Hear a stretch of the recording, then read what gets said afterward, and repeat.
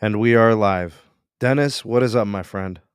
Not too much. Just happy to be on the show as always. Dude, breaking news as we're about to start the podcast. I don't know. I it's kind of out of left field. I didn't know this was brewing. We got T-Mobile news coming in about the executive team.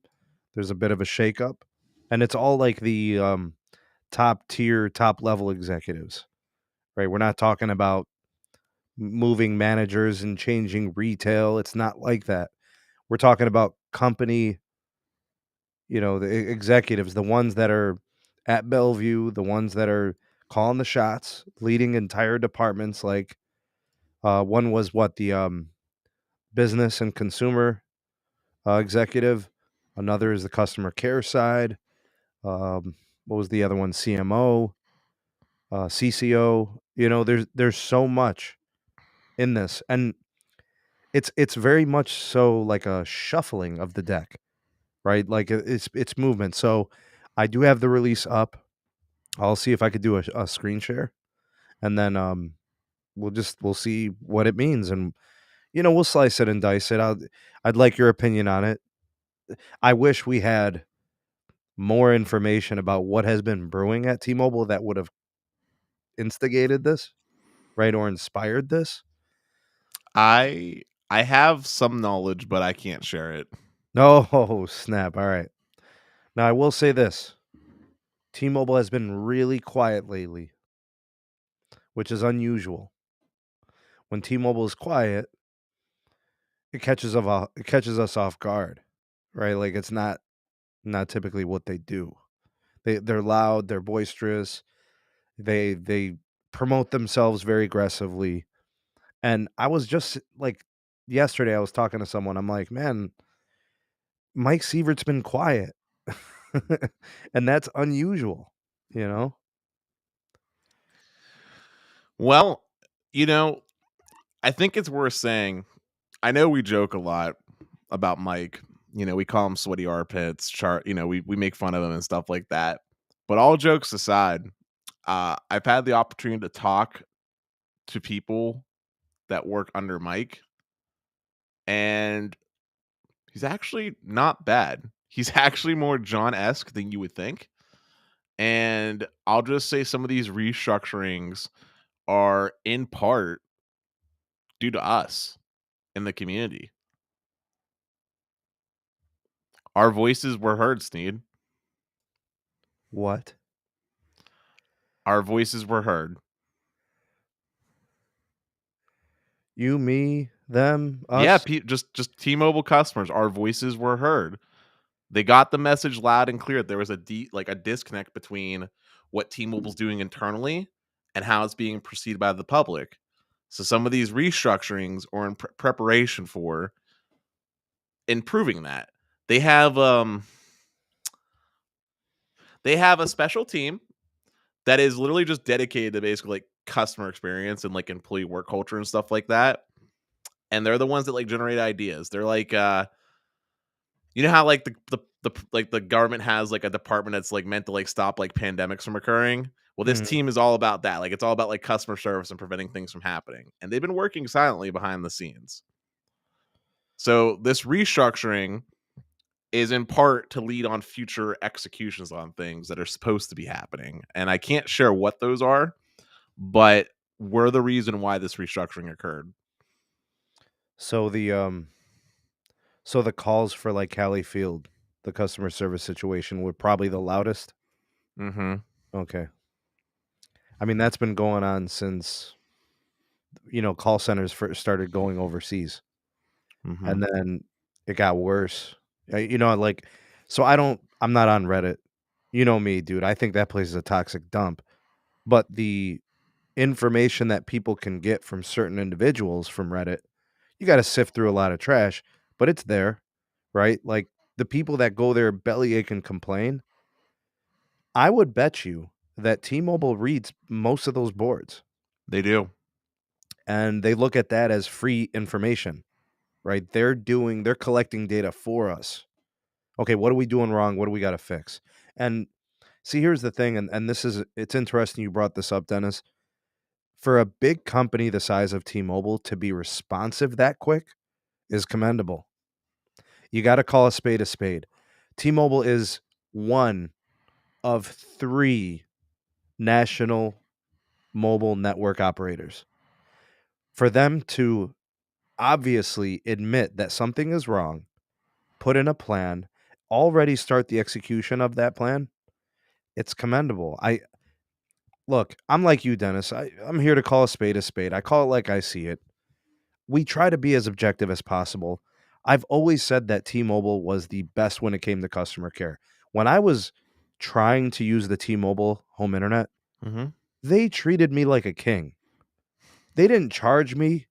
They kept giving me credits. They're like, "We'll give you credits until it works right.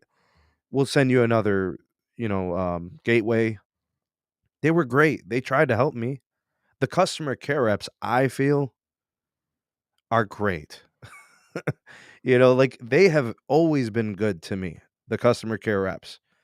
And I've dealt with T-Force on Twitter. Is that what it's called? Right? Yes. Yeah. Okay, so I've dealt with them. I've called. I've worked with them through Pete on his account.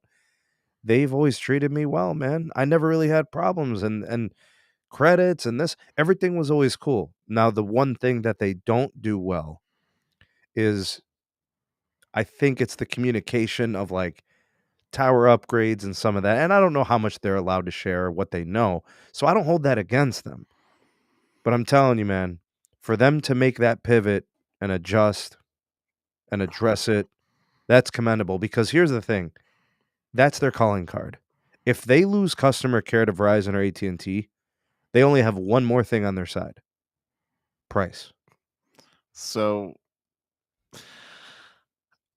my personal experiences are different. I want to start by saying I don't blame per se individual representatives because I'm understanding of exactly what a customer service rep can and can't do. That comes from the top down, what they can and can't do. But I will just say that my general experience with T-Mobile customer service is I have to interact a lot with T-Mobile customer service. And the reason why I have to interact with T-Mobile customer service is because my problems don't tend to get resolved. You talked about credits. T-Mobile's never given me a credit above I think the highest credit I ever got from T-Mobile was $60, and that was because of them waiving the SIM activations at that store when I had that big long rant. That was my biggest credit from T-Mobile. So credits never got treated like a king when they actually really screwed the pooch. And then as far as like information goes, I find that T-Mobile does a pretty poor job of ensuring that their frontline representatives are educated about things that were going on. And an example of that comes to mind was when the T-Mobile data breach occurred. Remember, I told you about how I called in. Their representatives are saying like, nothing's happening, but we'll give you a courtesy credit of like $25 for being a customer. You know what I'm saying? But they try to play it off. That's poor communication to the employees, which gets communicated poorly to the individual. I mean, for me, someone that's involved in that stuff, it's not the end of the world because I know what's up. But if they're talking to someone like my dad and he heard that information, like, yeah, nothing happened, then someone like my dad wouldn't go out of his way to freeze his credits or start checking his credit reports and stuff like that, right? If that's the information he has to go on, you know what I'm saying? So I don't know. I think T-Mobile's customer service used to be good. I still stick with the trope that telecom, just communication in general across all telecom companies, not T-Mobile individually, just in general sucks. And I have a hard time giving major props on that because all they did was change up the leadership. Nothing about how they're doing it is necessarily that different from how Verizon or AT&T does things. And we clearly see how those companies respectively also have people that have vendettas. I think Carlos had a vendetta with AT&T for a while there, and I think you had a problem with didn't you have a problem with AT&T at one point as well? So I mean, And Verizon. so you see how the Yeah. ramifications of that goes. Yep. But focusing on the positive of this, the fact that they are making changes positive. It's not really fresh blood, which is unfortunate because we still have Cali Fields going into the business sector, right? But at And I least can tell you why that's a bad thing. because they are trying to grow their business sector and they don't have one. Yeah. Yeah. And actually, let me do this super chat real quick. Big shout out to Santiago. Thank you for the super sticker. He gave us the pear character flying in the air with a red cape and a smile on his face. Thank you, man. Appreciate it, Santiago. Thanks for always supporting us and being here to participate in the live chat, and appreciate all that you do for the channel, man. Thank you. Yeah, so you bring up Callie Field. I mean, I don't know her personally, Dennis. I have no personal experiences. I don't know anybody who knows her, so I can't speak to any of that. What you see on social media, what you see in pictures, all that stuff is fabricated. It's for the camera. You know what I mean? So like I don't know what any of that means. All I know is that if we're evaluating her based on her customer care position recently, Mhm. you would say that this has been the dark ages of T-Mobile's customer care. And a lot of people would echo that and say, well, ever since she's been around, it's been worse, or it's gotten worse. So I can't speak for Callie Field as the person, but I can look at her actions. Um, her actions, the way Callie Field operates customer service, essentially reminds me of a college classroom of like business economics, essentially, which is do X, Y, and Z thing from the textbook because that's the best way to maximize cost and efficiency. But it disregards all of the like real world like importance of why customer service is there. You know what I'm saying?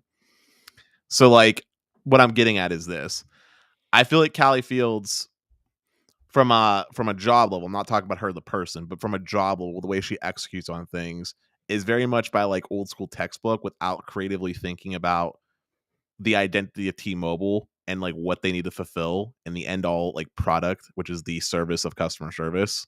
Hence the reason why it got bad, because one of her big things was to focus more on relying on not internal employees to provide that customer service. So it got outsourced typically to places like India and the Philippines, right? Which in and of itself doesn't necessarily not it just because you outsource your customer support doesn't inherently mean it's going to be bad. But It does increase the likelihood that they lack experience and training, though.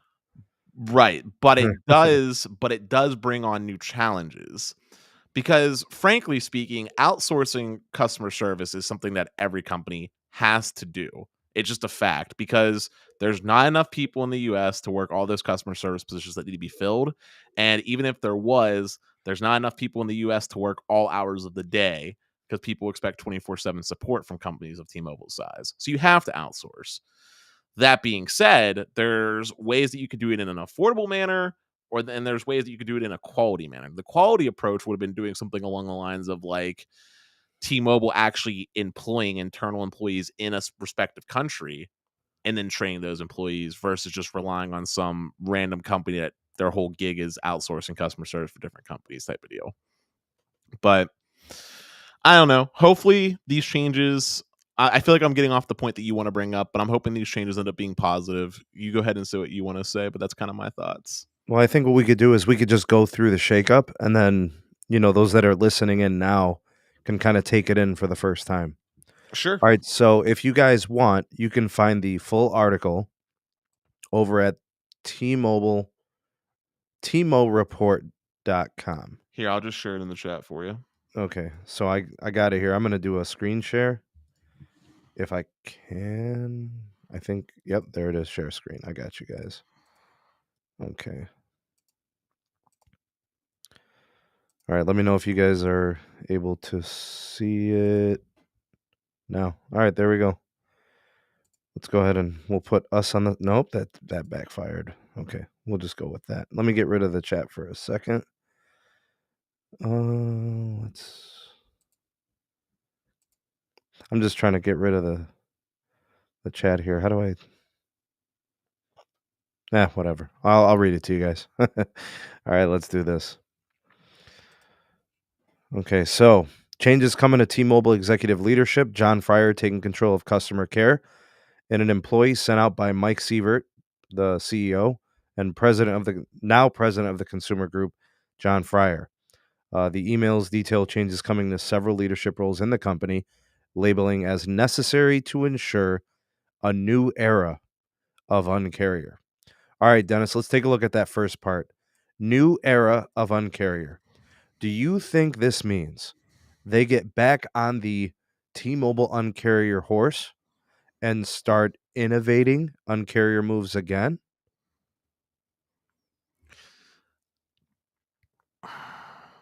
I'm thinking about what I want to say. It's a yes or Um, no. Do you well, think I I know that they're working on potential uncarrier moves. Like I know what's being discussed. And so if those moves get decided upon as potential changes, then the answer is yes. It'll ultimately depend if T-Mobile decides to take the advice that's being given from some of their specialized teams. okay. The first big change is that customer care will now fall entirely to John Fryer. Prior to now, the responsibility fell to Callie Field, who now moves to president of T-Mobile Business Group. She will lead the T-Mobile for business side of the company moving forward. So that's your switcherooski right there. It goes on to highlight a lot of unhappy customers, people complaining of poor customer service, questionable changes that break promotions. They highlighted a lot of the unwanted features, people having to call in or go online and try to make those fixes. In addition to the customer care changes, CEO Mike Sievert has reestablished the role of Chief Marketing Officer. So that position is back. And he's giving the role to Mike Katz, formerly president of T-Mobile Business Group. So Mike Sievert must think very highly of Mike Katz because that position of Chief Marketing Officer, that is Mike Sievert's old position at the company, right? Like that was like his original position, I think. I mean, I do remember him actually being the COO, right? The chief operating officer. So I'm not sure how far off he is from that. Well, while you're talking, I could just pull up his LinkedIn real quick. Yeah, go ahead and see what that history was. The CMO will now also absorb the duties of Dow Draper, president of emerging products at T-Mobile. Draper will be leaving the company in April. So they're essentially dissolving one position and then kind of like fusing it.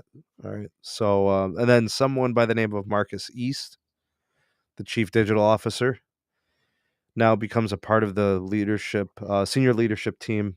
East department will now become part of marketing led by Mike Katz. So he's taken on a little bit more too. So it looks like they reorganized the structure. We what did. do you think, Dennis? It feels like a reorganized structure and a lot of the same faces. Like I agree with you. I don't see new blood at the top. I see a restructure with different duties to the positions. Yeah, I mean that's basically what it is, but Mm, just because it's just a simple restructure doesn't mean it's not going to be beneficial. Like, I guess what I'm going to say is like something along the lines of this. Let's just say I'm just using a hypothetical example. Let's just say you employed me and you told me to be a coder. Well, yes, I can code, but I hate it and I'm not very good at it. Does that make me a bad employee, or did I just have the wrong position? I just had the wrong position. If you put me in Right. charge of something else, I might be able to take advantage of my skills. Now, with that being said, the reason why I use that analogy is because remember how I said Callie Fields kind of follows the textbook rule for customer service? Well, Mm-hmm. what segment of their business right now is, for all intents and purposes, not really that important for T-Mobile? Their business side. Like I know they want Well, that's their smallest. Yeah, it's their least impactful to their business. right. Like I mean, I know they want to grow it, but the business team is very small. I want to say they only have like 2,000 employees on the business side. It's something really small in proportion to the rest of the company. So like a person that thinks in that logical way of maximizing the resources available is maybe the kind of person you want for something so small for your business. Whereas the other person they put in charge of the actual consumer side of things, which is the growing part of their business and the part that's really impactful, you might want that person because maybe they have a history of being able to really, really provide a top notch quality experience, especially in a space that's so competitive. You know what I'm saying? Well, Verizon and AT&T do a really dominant job in business. So she's going to have her work cut out for her. I don't know what resources they're going to give her that are going to be different. Like, is it really just a personnel change or are they going to give her something to make this a game-changing moment for her and the company? I'm not Because just sure. changing people, I mean, you can have visions and you can have plans, but like you also need tools. You know, what are they going to allow her to do on the business side that's going to make it impactful and meaningful for them? I'm not sure, but I did want to quickly just say, by the way, I have Mike's LinkedIn up. So he was an executive VP and chief marketing officer from 2012 to 2015. Then he became the COO, and then president and COO, and then director of board directors, and then finally president and CEO. Yeah, so it was exactly the flow of what I thought it would be. He strikes me as the guy who literally came up through a few different executive positions, and he remained very close to John pretty much most of the way, you know? But yeah, I mean, as far as changing the game up, I mean, look, it's hard to put people into leadership roles, and I'm sure you know that, Sneed. Not everybody is meant to be a leader. It's very possible that if T-Mobile had the ability to pick out other top talent, they might have considered doing that. But I am willing to bet that they probably are just lacking that resources. Because if you remember, when Callie took charge, T-Mobile lost a large proportion of their seasoned veteran representatives within the organization, like across the board. They lost a lot of seasoned employees. They also lost a lot of seasoned employees when they had the acquisition of Sprint. So I'm willing to bet right now that T-Mobile is likely struggling, basically an issue of having too much fresh blood and not enough seasoned veterans to put into those super senior level like leadership positions, if you think about it. Well, the senior leadership and the executive leadership are two different things, right? So, like, they did bring in someone from the previous Verizon business regime. So they brought in somebody with business experience. I think they don't want to let her go. They know that she's skilled, they know that she's talented. They don't want to fire her and they don't want to look stupid for giving her that position.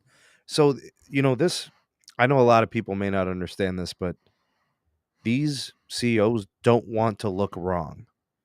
And they will fire people, demote people to make themselves look like it wasn't on them and it was on someone else. Right? Because at the end of the day, it's always on the CEO, right? Mike Sievert's going to be evaluated every year, every quarter, for every hire. And there's a reason why he kept a lot of the same people. How is he gonna turn over a bunch of executives after the merger? That wouldn't have made any sense. You need stability in a merger, right? Like if he would have shook things up, it would have been bad. You would have said, "Oh, this guy came in, he thought everything was wrong and he's going to mess it up." Like they had positive momentum. John created a train, a freight train. Come on, Dennis, look at this, bro. T-Mobile hasn't had a good network for how long? And they literally organically grew from 11% to 17% market share in like 5 years. That's incredible, not having a network. You were literally doing it on two things: customer care and pricing. You did not have the network that AT&T had, and you sure as hell didn't have the size of the network that Verizon had. But they just did everything else right. You know what's funny is, though, and I can't believe I'm going to say this, I actually think they had a better network at one point than AT&T. What? I know, coming from the AT&T guy. But hear me out real quick, okay, Sneed? Hear me out just for a quick second. All right, hold on one second, Dennis. Let me get to the super chat. Santiago, thanks for that, man. Regular T-Mobile support eventually made me realize that I had to email Mike Sievert if I wanted a proper answer to my network issue. That is absurd. You should not have to contact the CEO to have a network issue resolved. That is terrible, man. And thanks for sharing, Santiago, and thanks for the super chat, bud. Appreciate it. All right, so hear me out on this real quick, okay? So for me personally, from about 2015 to about just close to 2017, and that little gap there, T-Mobile's network was very good from a performance standpoint. Like, I don't know what was going on at the time, but I remember AT&T being a little bit congested, especially when I was starting to move up to Maine State College area. AT&T back then reminded me a bit of what Verizon reminded us of before Verizon got C-band. So there was a little period of time where T-Mobile's network got good because they finally had reformed all their band 2 essentially on the LTE. They had their band 4 up. I think they started doing, I want to say they also started doing the extended band 4 and then getting into AWS with band 66 up. And then they had their band 12 that they deployed over here in Pennsylvania. So they had low band for building penetration. They had a good amount of capacity on their LTE bands with band 4 and 2. And, things were going good. Like, I remember speeds averaging about 100 megabits per second on their LTE-ish, give or take. Then everything went downhill, of course, when they acquired Sprint because they had all those extra customers. And I told you about how my network deployment team over here in Pittsburgh is pretty god-awful. But for a little bit of time there, T-Mobile was doing really good. Even in Pittsburgh, like downtown Pittsburgh, they were performing pretty solid. Dennis, don't they ultimately have AT&T to thank for that stability? If you're referring to the fact that because of the failed merger, T-Mobile got the funding and then some extra spectrum to deploy on the network, then yes. If you're saying it because T-Mobile had less customers and as such each customer individually had like basically more spectrum to themselves, then no, because Yeah, I think Rem's referring to probably those failed merger concessions. yes, then that was an important jumpstart for T-Mobile. Oh yeah. Even with all the pink, even with the long hair and the shoes and the outfits, John couldn't have did it without some semblance of a network. He had to have something. You couldn't sell wolf tickets forever. At some point, people were going to have to use their phones. Yeah, I mean, but Steve, do you for you in Ohio, was that like area of like 2015 to like just shy of 2017? Was those like good years for T-Mobile from what you can remember? They were. They were making huge gains in Ohio. I mean, Dennis, they were bad for a long time. Like really bad. Like regional would be generous to say they were regional carriers. So like I remember probably between the years of like 2010, maybe 2011 through like 2015, I was hotspotting any of my friends on like road trips if they had Sprint or T-Mobile in Ohio. Like once you left the county, it was over. You had nothing. And like most of the sites were band 2 only. So you were on some really weak signals most of the time. So like let's say you were connected to a cell site for like 5 minutes of driving, right? Maybe 10 minutes tops. 7 or 8 minutes were terrible experiences, right? So if you were on one side of the tower within a mile, you were good. If you were on the other side of the tower for a mile, you were good. But approaching the tower was trash. Driving away from the tower was trash. That's what the T-Mobile network was. What's funny is too, for the majority of those years that you mentioned, your friends that had T-Mobile would have been on edge. Oh, there was tons of that. Yeah, I'm Like saying I like remember yeah. 2G. Like like at the time my friends had like sidekicks. Do you remember those, Dennis? I Those remember the phones? Sidekick. Okay, so like everybody was getting the sidekick. Everybody was getting like even at the time I think it was like BlackBerry Curves, so like a little before that, right? 2009, 10. Bruh, everybody was like you had to have Wi-Fi. Like Wi-Fi was so crucial. I mean, but what I said edge, that's their 2G. Like literally T-Mobile didn't have a 3G network like at all. For all intents and purposes, they had no 3G network. And their LT network, I know they started deploying it in 2013, but it really wasn't meaningful until about 2015 came around because that's when they finally finished refarming all that band 2 off of edge and putting on LTE for a lot of their rural sites. Yeah, and then 2016 came around and they got 600 megahertz and Which they were didn't go on air. That didn't go on air totally until like 2000, till like the second half or third quarter of 2016. yeah, I didn't see much of it here until 2017. So like even though people were like, yeah, we're finding it and stuff like it wasn't here. I was getting it in 2017 and it was like 20 25% of the sites. Band 12 was very massive for T-Mobile here in Pennsylvania. And It the really crazy thing was. is, Dennis, is it was 5 megahertz of it. I know, but back then, it made a big difference, man. It really, really did.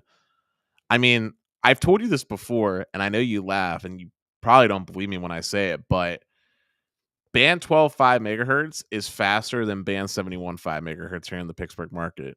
And the reason for that, I can tell you the reason for it. The reason for that is because phones tend to prefer to lock onto the band 71, whereas band 12 is kind of treated like as a last resort option. As such, there's less devices that tend to be on that band. Not here, dude. It is absolutely horrendous here. You can't get 2 megabits per second on band 12 here. I mean, but then again, we've got you know what, if I locked in somehow, some way, if I locked in band 71 LTE, then I could compare apples to apples. You should Because do that, man. I'm curious now because they left 5 megahertz on there. They put 15 on the N71 side. Yeah. So, yeah, I'm wondering if what you're saying is also the similar performance here. Hey, what's up, Danny? Good to have you, man. Glad you could be here. Pete sent you the link like 10 minutes ago, dog. Check your email. What up, Big Rubes? We going back today. Nokia cell phone. You have the good old day. Cheers, David. Cheers, man. All right, Dennis. Well, we'll see if this manifests itself. I mean, when are we expecting anything noticeable? End of Probably year? not for no. These types of things take a long time. It's Okay, so next year? yeah, probably not till next year where we start seeing the dividends of these changes. It is early March, Dennis. So there's a lot of year left.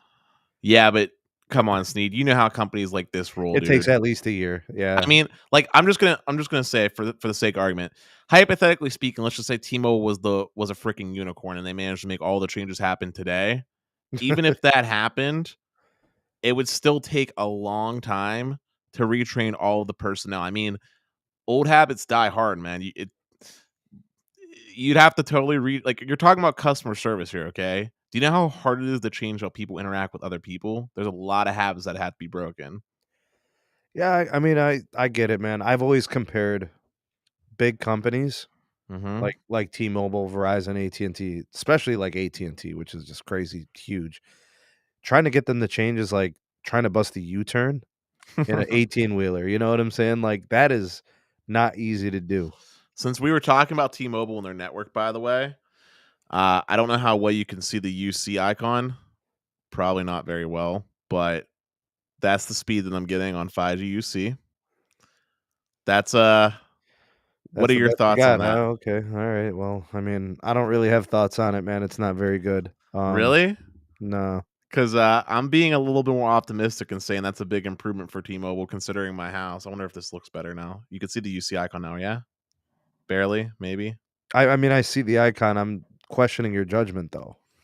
Well, remember, let's think back a little bit. What did Dennis used to get? Do you remember, Sneed? Like 12 megabits or something. If I was lucky. Yeah. So 57, 50, like 50 is generally what it is. 50 meg.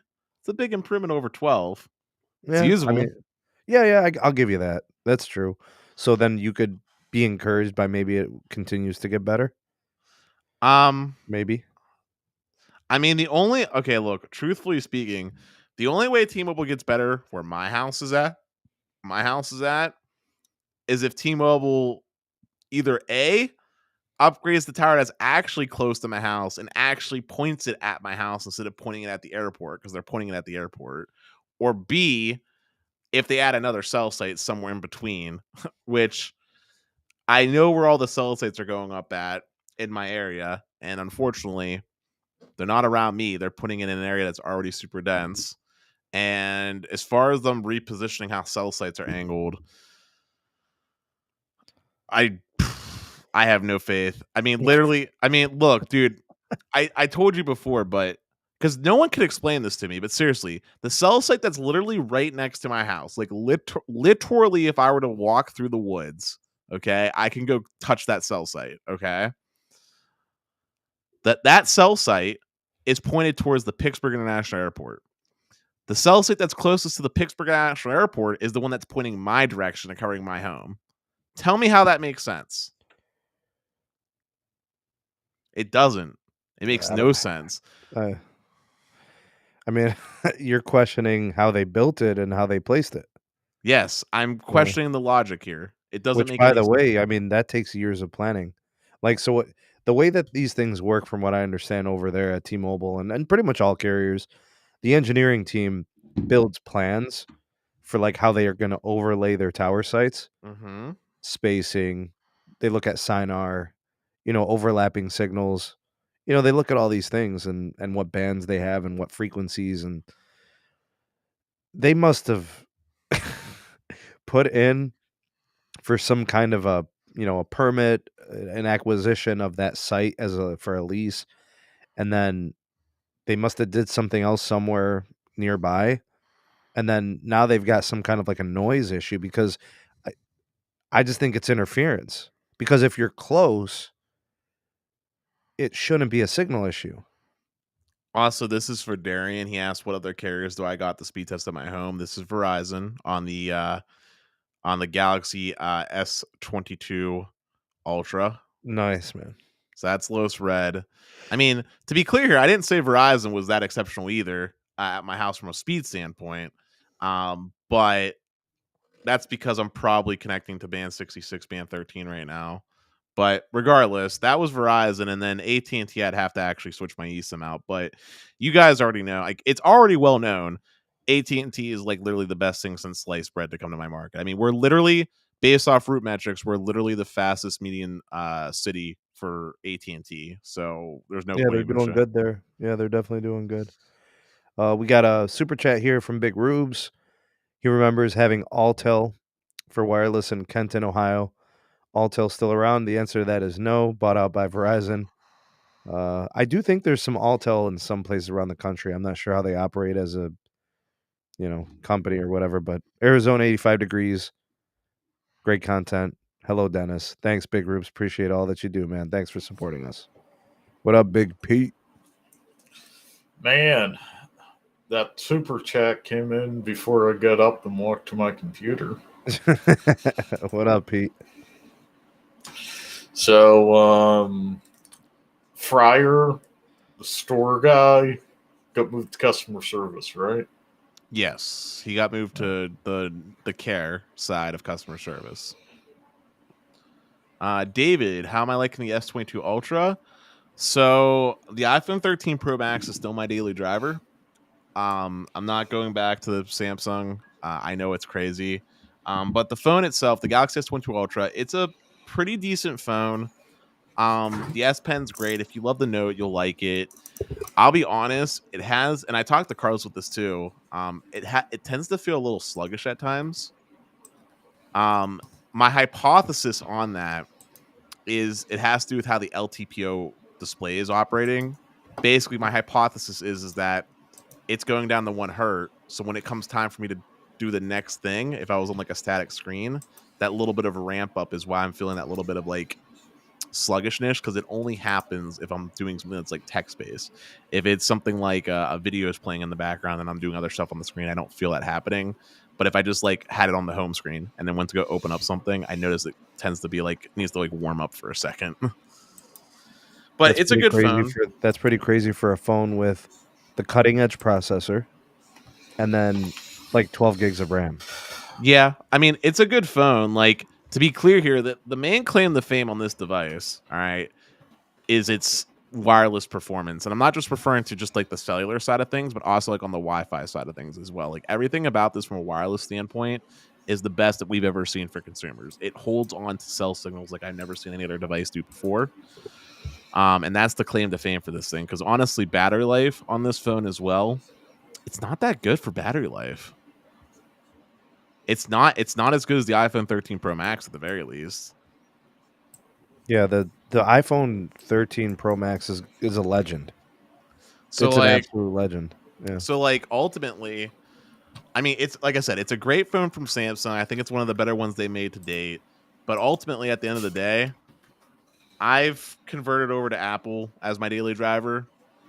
I don't That's not enough to convince me to go back to Android. I've already got like locked in to iPhone now at this point, and it'd be a pain in the ass to go back. So Dennis gets his eyes bloodshot every time he sees a green bubble. So real quick, shout out to MS with a $2.71 super chat.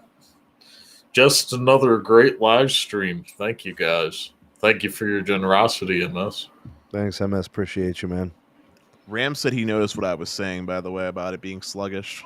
Yeah, he says pretty much seeing kind of some of the same tendencies and trends there. Yeah, man. And you know what's funny is, Sneed? I told you I got my dad an S20 Plus or S22 Plus. It doesn't show those tendencies. It is butter smooth. What? It's just the Ultra. That's why my hypothesis is it has to do with that LTPO display, because the S20 Plus uses the same display as the previous generation of phones, the same one as my S20 Plus had. So you have a problem with the display technology? I don't think it's the display technology. I think it's how the software is deciding to ramp down its refresh rate. I'm saying that the software probably needs to be tweaked a little bit, because it seems like it gets stuck on like 1 hertz. So when it comes time for you to do the next instance of like tapping on the display, it's like it's ramping up slowly to like the 120 hertz again when you're going to do the next thing. You know what I'm saying? I do. And plus they're trying to kick up that refresh rate and all of that stuff, like, yeah, I could see how that could need an update. Yeah, like it seems like it's confused. And sometimes too, it seems like it's getting stuck at 60. But these are nitpicking things, I guess. But again, it's a good phone. I'm not saying no one shouldn't get it. In fact, if you're an Android lover, I'd argue it's probably the best Android phone out there. Like, because there's not really any real competition. I mean, let's be real here. I know you like the Pixel, Steve, but let's be real here. The Pixel isn't a flagship phone. It just isn't. It has too many compromises, right? It has too many problems. You want to be nice and call them compromises, fine. It has too many problems. Like, my Verizon SIM inside of that Pixel is a nightmare. The cellular is extremely inconsistent and unreliable.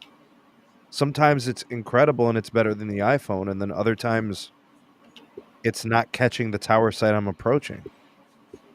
I'm like, okay, well, the iPhone picked up the site like a half a mile ago. Why am I still on the other site with the Pixel? And I have to say, it might be Verizon related. Like, the Verizon SIM is not playing nice with the device. But I don't want another SIM in my Pixel. I want my main SIM in my Pixel, because the Pixel does everything else perfect. Like, when it comes to the speaker, when it comes to the audio, when it comes to the camera, when it comes to the battery life. Like, everything about the Pixel, including the suite of Google features. I can have the phone answer calls for me. I can have it make reservations for me. The ultimate phone experience is a Pixel. I'm going to disagree with you about 2 parts, though. The battery life, and also, you didn't bring this up, but the fingerprint reader sucks on the Pixel. It doesn't. Oh, it does. Have you used a Samsung fingerprint reader versus the one that's on the Pixel? Yeah, I had an S20. I had an S20 Plus. I had an S21, and that was an on-display fingerprint reader. My Pixel's fine. It's very similar to my S21 was. I don't have an S22 to compare. But my on-display fingerprint reader on the S21 was good. The Pixel's good. I have a Pixel 6 Pro. I don't know if that matters. I don't know which one you were using. I was using whatever one Carlos has down in Vegas. I don't know which one I think he probably has the Pro. Probably the Pro. Yeah. He actually has multiple Pros. What I did, Dennis, is I installed the same finger 3 times. Oh. So that way I have like 70 memory points on the display for the same finger. Yeah, I don't do that. See, when I set up my fingerprint reader, so on the Samsung here, I do this thumb, and I do my pointer finger on my right hand side. Yeah, I did that too. I think you could do up to 6 or something. Yasmin's got one of her fingers on my phone. Oh yeah, Finger I got my finger on my dad's phone. That way, if he gets locked out of it, dude. Listen, my dad didn't How's he remember any liking of. the phone, dude? How's he liking it? He loves it. He Okay. loves it. Literally loves it. It's insane how much he loves it. As someone who doesn't like tech, he is obsessed with it. But what's funny is real quick, my dad didn't remember any of his passwords. So this time around when I was setting things up, I made a little journal now with all of his passwords for him that's on me. So if he forgets something, all he has to do is text me or have mom text me. Sneed, you pulled up this question from Santiago Hernandez. Santiago, yes. So in Alaska, that band 14 on AT&T is nice. Hawaii and like Puerto Rico, T-Mobile, nothing to complain about. AT&T's decent in Hawaii, as is Verizon. So all the carriers are pretty good in Hawaii, huh? Yeah, go. Mind you, you're not going to get the C-band there for quite some time. What about the T-Mobile partnership they got with that roaming carrier in Alaska? It is N41 in Alaska. Right. But for like the best carrier, it's still FirstNet. It's AT&T. They're the only one that has native coverage in Alaska. Everybody else is relying on the same roaming partner up there. Sheesh. So Guam, Verizon, AT&T are good. Military? Yeah. And then does Verizon even have a native network down in Puerto Rico? No, nor does AT&T anymore. Who do they roam on? They sold to Liberty. So they would roam on Liberty probably? Yeah. And T-Mobile is native. T-Mobile's got some N71 out there, Pete?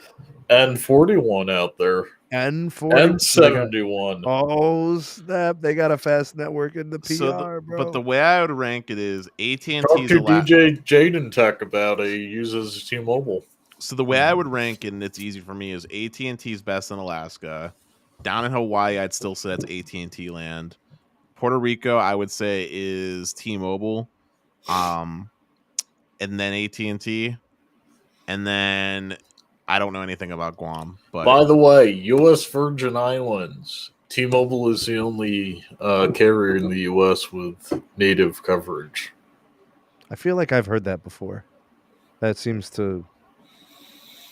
And it's both 71 and 41 too, like Puerto Rico.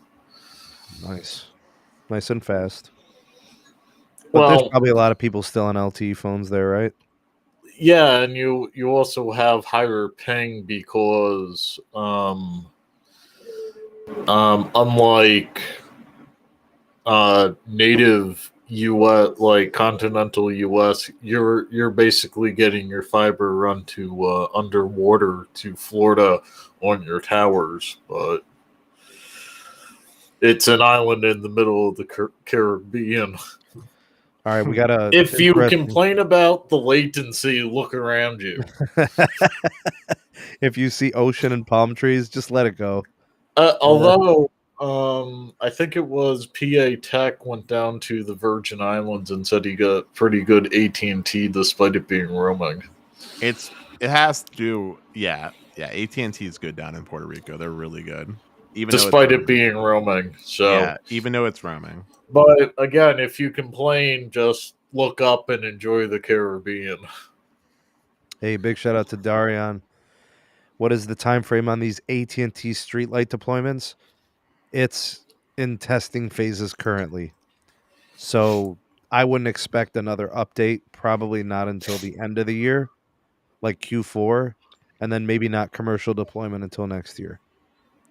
But mmWave, I think, is in order, and I think probably their C-band as well. Hey, well, Sneed, I feel like we've been putting this off for long enough. It's in the title. You did a video about it. I think we need to talk about the upcoming auction for the 2.5 gigahertz spectrum that's going up. Yeah. We got a date. We got a time frame. We got a date of July for the 2.5 gigahertz spectrum auction 108. And it's been a complete cluster up to this point. We should have had rules We should have had a date. We should have had more concrete, I guess, protocol for this auction. But now that things have been sorted out with the planning stuff, we can kind of start looking at what's going to happen and maybe make some predictions. So here's how I'm looking at this, Dennis, Pete. I view the 2.5 gigahertz auction as an auction that should 100%. We should hope that it all goes to T-Mobile because I do not like non-contiguous spectrum, right? I hate that. Look at what happened to the 700 megahertz. Look at what happened to look at what's happening with CBRS. With those rules, with that power. Look at what's going on with the 2.5 gigahertz with EBS BRS. Like, there are so many examples of spectrum licenses being so fragmented, so broken up, so discontinuous. It's like, oh no, we're the FCC. We can't do things that make sense. That would be stupid. Why would we give a carrier clear lines to hold spectrum in these licensed frequencies that make sense? No, we don't want to do that. We want chop suey. We want bits and pieces and all this nonsense. We're going to rely on the carriers to have to work out spectrum swaps, right? Well, And hey, they did the right thing. They did the thing that generates the most money. here's the thing. To make the consumers have a better experience, here's what contiguous spectrum can do for a network. Contiguous spectrum allows a carrier to get the most out of a channel, right? So, like, say for example, like let's take Verizon with C-band N77, 3.7 gigahertz. I don't care what our favorite engineer friend says. I love the contiguous channel that is Verizon's N77. It's 160 megahertz here. It's going to be 200 in some places. That shit matters, dog. Like, you want to chop up little bits and pieces and carry aggregate? Good. Okay, fine. But, dog, contiguous spectrum brings efficiency to the table that otherwise wouldn't be there. And I know there's a lot of potential uplink and all that. That's great. But, man, I'm telling you, man, like, if you look at wide channels that are contiguous, you put up one radio, you put up one antenna, and you're cooking. And you buy 1 million of those and you upgrade every site you can. You put your head down and you do it, right? This is something that my dad taught me in business. Like, my dad, he has owned and operated several businesses, succeeded and sold and moved on and made from scratch and built. And he said, son, you shop around, you play games with prices, it will come back to haunt you. It will backfire if you try to be cheap. He said, you get what you need when you need it. If you can get a great deal, awesome. But when you need it, you get it. And it's all about execution. That's the name of the game. Trying to be cheap and playing games with the radios. Now, if things work out for AT&T, good for them, right? They'll end up saving, and I calculated it myself. I did the math. They might save about $11 billion in C-band integrations. They got a little bit of 3.45. They got a little bit of 3.7. They're going to wait for more of the, radio gear that can do the entire shebang. Good for them. Now they got to sit for 4, 5, 6 months. Verizon is head down, 100 million pops at launch, probably 200 plus million pops at the end of the year. Where's T-Mobile going to be at the end of the year?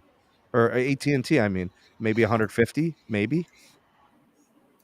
You see what I'm saying? So, like, I look at the contiguous nature of spectrum, how important it is, and that's where I think it makes the most sense for carriers to look at efficiency as being key and crucial to their network operations. So I want T-Mobile to have that because as of right now, they don't, and I'm going to tell you why. They've got fragmentation all over the country. They have a little bit of N77 and 3.45, a little bit of N77 and 3.7. Even with the aggregation of all that, right? That's going to be 60 and 20. Or is it 40 and 20 for 60? I forget what it is. It's either 60 or 80 total. I don't remember. it's not enough because they're not doing millimeter wave much scale.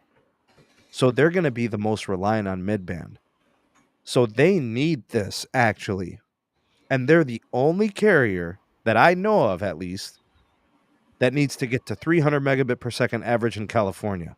They're the only carrier I know that has to do that. They can't do that without this sort of thing getting fixed, right? The discontinuous nature of their spectrum holdings.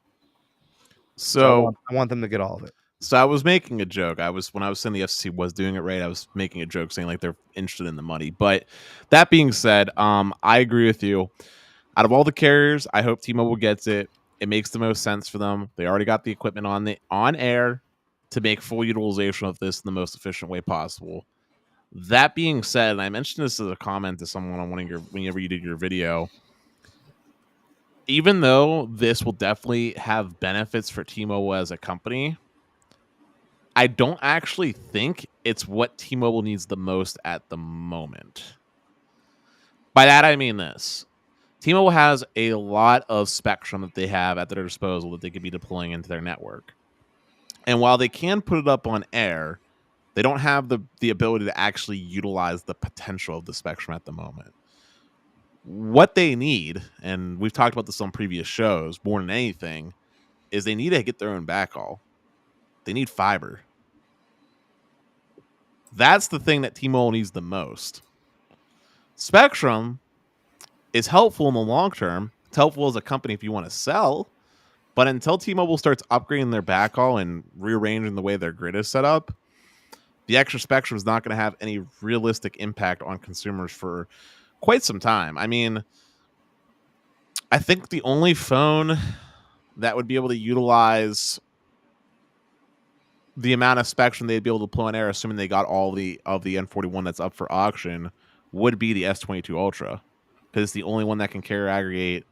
What is it? 3 channels of sub 6 gigahertz 5G, correct? So, in theory, the maximum that phone could do is 300 megahertz. In theory.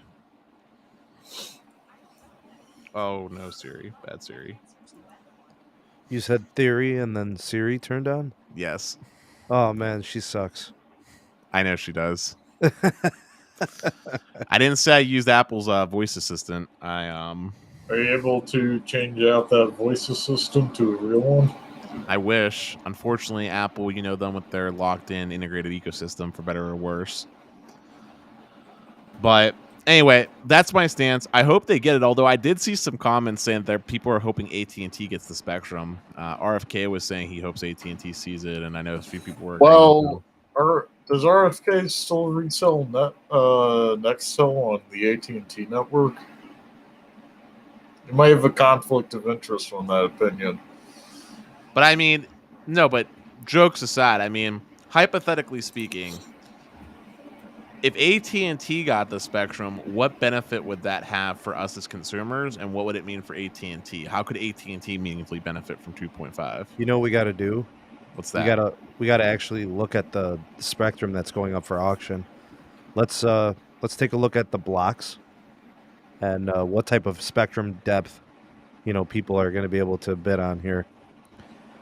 All right, so I think it's set up the same way as all these other auctions with these like county PEAs. I don't think that's going to be any different. Pete, Nope. Correct me if I'm wrong. I think that's how it is. Well, it's kind of different. So, actually, this is going to be a whiteboard, so it's easier to explain. Whiteboard moment. Here we go, man. So, let's see. Gotta clean off my my blocks.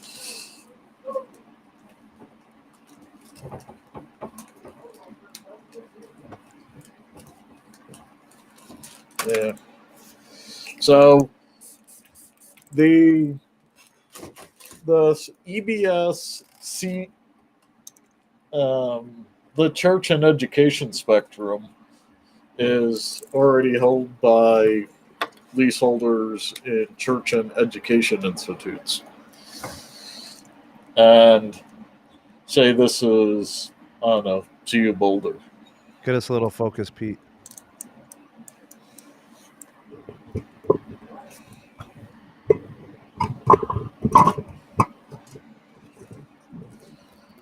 So, say this is CU Boulder, and they get this. It's a arbitrary distance X radius. Are you going to be describing the white space, Pete? Yep. Okay. And this is CSU at a different radius. And just for kicks, this is Sneed University. CUCS, which is in Colorado Springs. So, actually, this should be over here. So there's this big white space in the mountains, and in, like, say, the Loveland area south of CSU, up in Fort Collins, and it is filling in these gaps. So it's like, you could say pops, but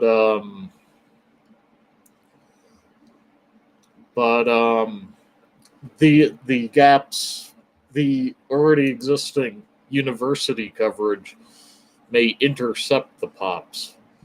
So this is the gaps between university and churches for educational purposes.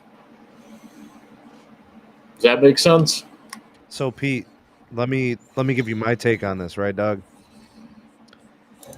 I firmly believe that if any carriers outside of T-Mobile bid on the spectrum, they are literally going to just try to sell it to T-Mobile. And the FCC already knows that. Which is why, and this is speculation because the rules haven't been finalized, they're going to come up with a market value for the spectrum per market. So for the bidding, you mean? And say, are you willing to take this area, this white space, for $15 million? T-Mobile says yes, they get it. But say middle nowhere Montana, where you'd basically only go if you got lost for camping for 35 miles. Say, do you want this for $10 million? They say no. Then it goes out to bid. Things like that. Figures that much. I mean, do you think AT&T goes in there and tries to play spoiler? I don't think they can. Verizon? Do they go in and play I don't spoiler? think they can. Basically, they're going to offer a value for the white space, add in 10 to 15%, and say, if you want to buy this at this price, you can. Otherwise, we're auctioning it starting at a lower price. At which point, if T-Mobile wants to play chicken like that, then AT&T, Verizon, and Dish can play spoiler. But you got Dish in there, bro. Basically, T-Mobile should get right of first refusal at an inflated rate for no bid, and then they have the option of trying to get it lower, but with bidding, where they might end up paying more. I don't want anybody else to get it. It just doesn't make sense. Well, the idea is they want to sell off the spectrum because in these white spaces, it's literally not in use. And it doesn't make aside sense from maybe some, bleed from the T-Mobile towers. Or bleed from schools and churches? If they're one of the actually using it. rare entities using it. But in general, T-Mobile is going to get right of first refusal, and they'll be paying an extra cost on the initial offer on top of what the bidding would start at. And if they don't want it or think it's too high, they can risk bidding on it. Any thoughts on that, Dennis? No thoughts. Sorry. You good? Okay. Also, I wouldn't mind doing a 3 or 4 carrier aggregation for 240 megahertz Is that the maximum potential? in some markets. 240? Yep. In other markets, I believe there is a NTIA scientific usage for it, where the upper part is already taken, so you might be seeing yourself capped around 200. So, Pete, what do you think this auction? What do you think the bids, man? What do you think they total up to? We got actually, let me give you the spectrum depth, right? So, what do they got here? 50 megahertz, 50 megahertz, 18 megahertz. Yeah, that's a weird one. Yeah, there's looks like Where's 3 categories. where's that in like Tennessee, near Oak Ridge? I don't know if you've ever looked at the map, but it's like basically outside of the major populace. Right? It's like like Midwest, the Appalachia, like West Virginia, Virginia. Like so in West Virginia, there is a silence zone, and you are going to be restricted on how much spectrum you can put on air, and you have a sector on towers around it outside of it, that have a power limit, so it can't hit the silence zone.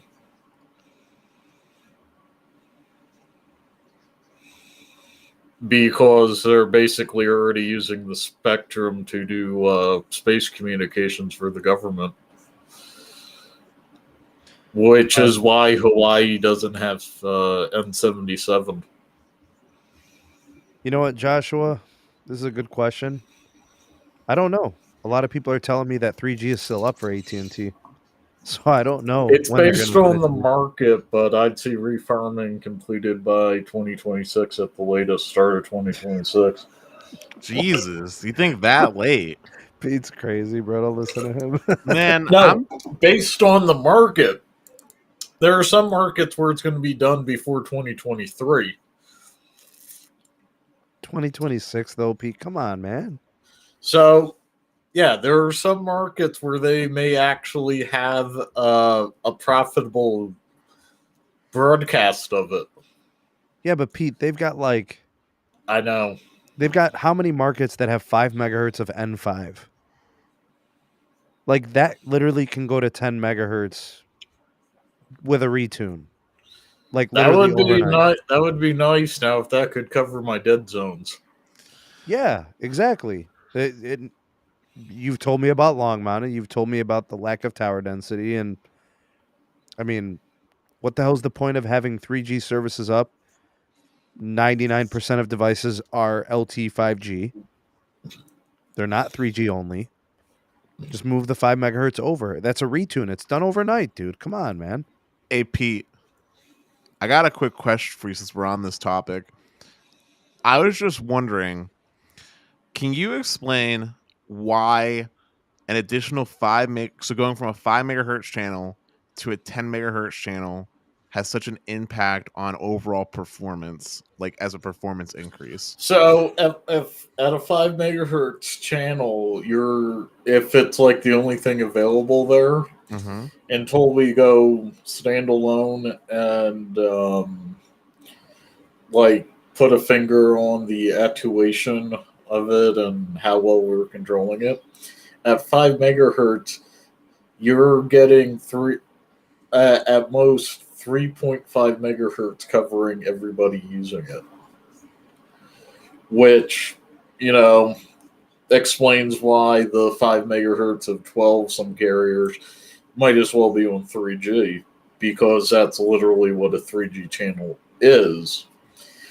When you go up to 10 megahertz, that is 8 megahertz total going on air.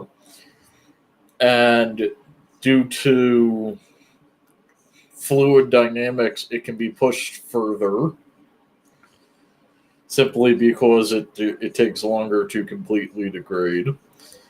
And you're cramming the same amount of people you would have had on 5 megahertz in literally about 3 times the available spectrum. Gotcha. And then to take that one step further, though, is there a specific reason why we don't see that same drastic leap of performance when jumping up, say, the 15 or 20? Like, it seems like the order of magnitudes of benefits decreases with each additional.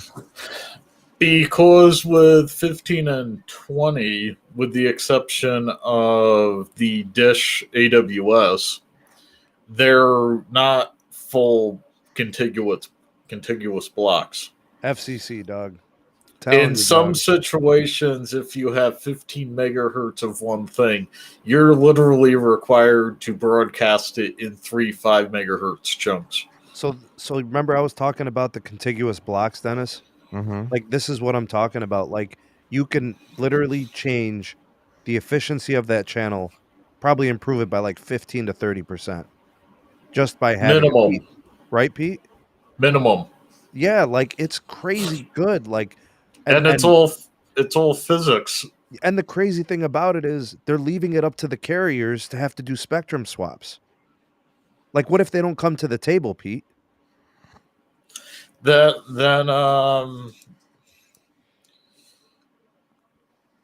you get people saying, "Man, carrier X is crap in my market." Also, because they're not spectrum swapping, carrier Y is also crap in my market. So we all lose, bro. No, everybody loses when you do not proportion out spectrum in contiguous chunks greater than 5 megahertz. 5 megahertz was nice for the 2 and 3G era, but that's crap for the data-intensive applications we started seeing at the end of the 3G era. T-Mobile had recently, like as recent as last year, T-Mobile and AT&T did a PCS spectrum swap in Cleveland. I think it allowed them both to get a little bit more contiguous with their PCS blocks. They did it, and it was great. I think it may have something to do with AWS also. So it made AT&T's AWS blocks more contiguous, and it made T-Mobile's PCS blocks more contiguous. And that'll be huge when they move to N2. There was a situation like that in Fort Collins in Estes Park, and it actually made T-Mobile usable in Estes Park. See, because when this stuff was auctioned, Pete, we were still messing around with 3G and 2G. Yeah, and 5 megahertz blocks. It's like, wow. It was That's cool. enough for everybody to live stream their RAM. Pete, isn't part of the refarm AT&T also including... I have not read that, RAM. No. So what were you going to say, Pete? Wow, 5 megahertz was enough to stream what? Them snorting talcum powder off knife edge at 240p at 3 frames a second, which was, revolutionary when that happened. 3 FPS, Pete. No, but I'm glad you answered that, because I was always generally curious of like why an additional 5 megahertz of spectrum allowed across the board everything, like the better range, like you talked about, like it, because like mathematically speaking, what 5 megahertz in practice could what? So the megahertz are not measured in a vector measurement. The to air is actually a logarithmic. So, I brought out the whiteboard, guys. I'm in trouble. Gotta erase the previous stuff. This is why we love you, Pete. That's right. By the way, tomorrow I'm going to be doing some tutoring for digital forensics, and some of that may show up on a upload on my page. So, as I said, you got this wave broadcast at 5 megahertz bandwidth. Right, and with LTE, you had the guard bands, which, like you said, reduces to 3.5. And that's literally the size of this crust. When you double it, you're not just, doubling it. It goes from 3.5 to 8, which is almost threefold. Okay. So you get 8 megahertz on air, doubling it. But here's the thing. This difference in threefold is capacity squared.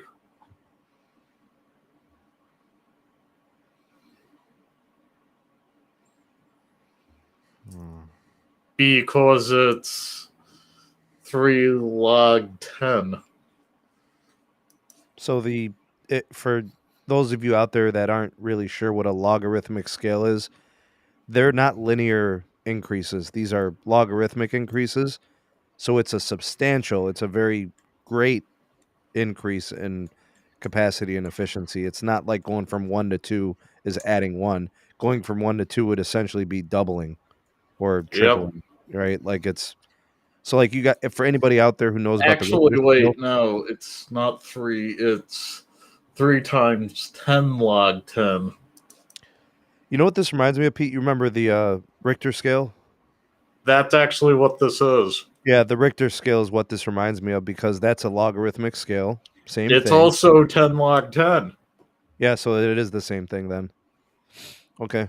Yeah, I was going to say it reminds me of when I learned about seismic waves, dog. RFK is saying that. Oh, sorry. Messed up or not, Sneed? These are seismic waves, but rather than going through a solid, they're going through, in our calculations, a vacuum. Yeah, it's radio waves, dog. So RFK was saying logarithmic is a slow gain. Can someone explain why he's saying that? Or logarithmic is a slow gain? Well, when you go down 3, you're literally having something. I mean, going from essentially 3.5 functional megahertz for capacity, going to 8 is, I mean, it's not threefold, but it's not 3 megahertz fold, but it's 3 times capacity, right? So like, that's pretty damn good, and especially on these towers in these rural areas where band 13 only sites, band 2 only sites, band 66 only sites. Like this stuff happens, man. So you slap on 10 megahertz of low band and it makes a difference, man. You're calling out to me, Sneed, band 66 only site. Yeah, it's crazy. I like to know that this stuff, like when I went out to, what city was it, man? I forget the name of the county, but dude, we were out there on vacation and I'm like, there's literally band 2 only sites like every 5 miles here. Well, no, what I'm referring to are the small cells being deployed by Crown Castle. Remember, I showed you. I'm telling you, dog. I literally think they're coming back to those sites with gear because there's just no way they're done. No way. So, Darian Smith with a $10 super chat. Again, thank you for your generosity and everybody who donates. What paths does AT&T have to really catch up or pass its competitors in the spectrum with the mid-band or millimeter wave? Can they just stay behind Verizon and T-Mobile when it comes to spectrum? They have density and carrier aggregation for different bands over T-Mobile. So that may be they have fiber. So those 3 things could be a distinguishing feature. between them and T-Mobile, and depending on how they optimize, it could be a distinguishing feature between them and Verizon, and of course during the market.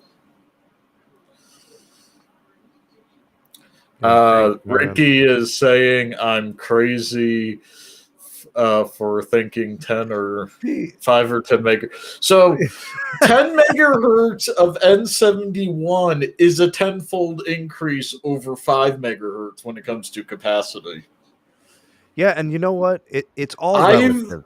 I've encountered aggregating a second chunk of N71, and it gave me a tenfold increase in capacity. Here's the thing. All right, myself, Dennis, Pete, Ricky, us, we have a lot of mid-band spectrum deployed on all of our tower sites around us. Work, school, where we hang out, where we live. The sites are all upgraded. We live in that type of a market, right? But when I go into the mountains, the difference between uploading a photo and not uploading a photo is noticeable when they put more spectrum on air. Exactly. So which is something I can't do on my Pixel if I'm on Verizon band 13 at 5 megahertz. So Pete, hear me out on this, right? I'm going to set this up. I'm going to frame it. You have been eating shit burgers for the last 20 years. Somebody shows up with a Baconator at your house, bro, and they're like, "Yo, put this shit burger alone and eat this Baconator." Like that's so. Are we talking about the Russian burger between the Baconator? Real quick, shout out to Santiago Hernandez with yet another super chat. This one is a sticker with a bear with a hippo tooling in his chair. Thank you for that. Lino says SA71 in DC. By the way, DC, T-Mobile has a native fiber through the Layer 3 acquisition. He's able to pull 75 down with 15 megahertz with some at 100 upload. Thanks, Santiago. Appreciate the super chat. And that probably has a 10 gig backhaul of capacity. That's actually pretty damn good for 15 megahertz of low band. Trust me, I'm aware of how having more than 5 megahertz can be good because I live in fucking La La Land for T-Mobile where I have 5 megahertz of N71 and 5 megahertz of LT because that makes sense. And by the way, Chanel 808, my birthday is February 31st. But we're getting really sidetracked. So first, Ricky, I'm not ignoring you, but I want to go back to one of the earlier super chats from Darian. He asked what path does AT&T have to really catch up on pass or for its competitors in spectrum. The path that AT&T needs to take, in my humble opinion, and Sneed, you tell me if you disagree with me on this, is I think AT&T really just needs to focus on densifying their network. So what they did in Pittsburgh has clearly paid dividends because they paid no mind to anybody and really focused on deploying small cells. They're the only one that did it here in Pittsburgh, and it shows. If AT&T takes that same approach for every other major market in urban and suburban communities, then the difference in spectrum, in my opinion, won't really end up mattering in any meaningful way because there's going to be so much capacity on air that it's just not going to like I'll put it this way. Just because Verizon can get 4 gigabits per second on their millimeter wave, if AT&T can only get 3.2 gigabits per second on their millimeter wave deployment, I don't think it really matters in the grand scheme of things. No, you're right. Like as Steve pointed out on one of the shows when we were talking about the reliability discussion, if you could perform the task, it's good enough, and no one's going to be upset with either one of those types of performances. And it's also worth bearing in mind that assuming that we get to a point where all the carriers have equivalent networks, then logic dictates that there should be a pretty even split amongst the carriers as well. So it's not like AT&T has to support all 340 million Americans or however many people are in this country. Yeah, but Dennis, the economics will never change. Like it's always going to be market share, right? Like T-Mobile's not going to allocate the same amount of capex for New York City, that it does for like Tucky, Ohio. You know what I'm saying? So like Wait, Tucky there's has a place called Tucky in Ohio? Brunswick, all right? But it's like it's right outside of, Cuyahoga County. So it's in the sticks, right? All right, so Brunswick, I don't know, the entire Medina County, right? Like I don't know how many. Let's say they got 50,000 people. I don't know. They might have more. They might have 100,000. That's the entire county though. Like Cuyahoga County has like 4 million people as a PEA, right? So like the surrounding area. So like T-Mobile's going to focus on Cleveland, Akron. What are they doing in Brunswick though? They're going to try to do Brunswick in like 5 tower sites, 6, 7 Yep. tower sites. They're going to put the tower up high. They're going to put all the gear that they can. But and then here's like AT&T, which probably has, 35% of Brunswick market share. So T-Mobile's probably around 20%, right? So like maybe less, maybe 15%.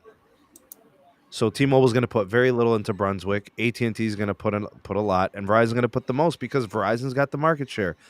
Brunswick was Alltel. That it's what they inherited in their purchase and their acquisition, and they're not letting it go. So no doubt Verizon's going to put C-band on every site, so that those economics still exist. And I think lastly to this, Dennis, is when you mention the density, 100% facts. Like putting a 1 gigabit per second site every mile is more meaningful. 10 sites, 1 gig, 1 gig, 1 gig, 1 gig, boom, boom, boom, boom, every mile, right, is better than 4 gig sites in that same 10-mile range. You know what I'm saying? So you are spot on. That is a uniform capacity. That is very, very important. You're handing off to a 1 gig site every mile. That's and nobody's going to complain. And it just won't happen. And honestly, like when you think about the dynamics of who's getting served on these cells, even distribution, most likely, unless a certain sector might be struggling, they can upgrade the backhaul and they could deal with that. Like, I just want to be clear here, like, so that like no one takes this like and gets it wrong. I'm not saying that spectrum isn't important, because it's definitely very important. It's literally like it's like the clay that the artist is going to use to make everything that comes next. But right now, at the very least, the spectrum differences between the carriers, from my viewpoint, isn't enough where it's like AT&T literally can't compete anymore. If is basically what I'm shooting for here. Like there are things that AT&T can do that are going to be meaningful improvements along the way. Do I think AT&T is going to have to get more spectrum at some point? Well, yes. Well, yes, essentially, yes. They're going to have to do it because realistically speaking, I think it's clear that for the US, mid-band is what's needed to really deliver that true blend of 5G experience for the masses. And AT&T is going to need more mid-band. That's just a fact. Even if it's not for today's needs, even if it's not for tomorrow's needs, at some point, they're going to need more spectrum. So best to get it now. Do I think it's a problem right now for the present AT&T? Absolutely not. In fact, I would go so far to say, and I'm sure Sneed will disagree with me, but I would go so far to say is that even if AT&T doesn't deploy C-band for another year, I still don't think it will matter for them because their LTE network is so robust. Like, it literally still like I'm talking about Pittsburgh now at this point.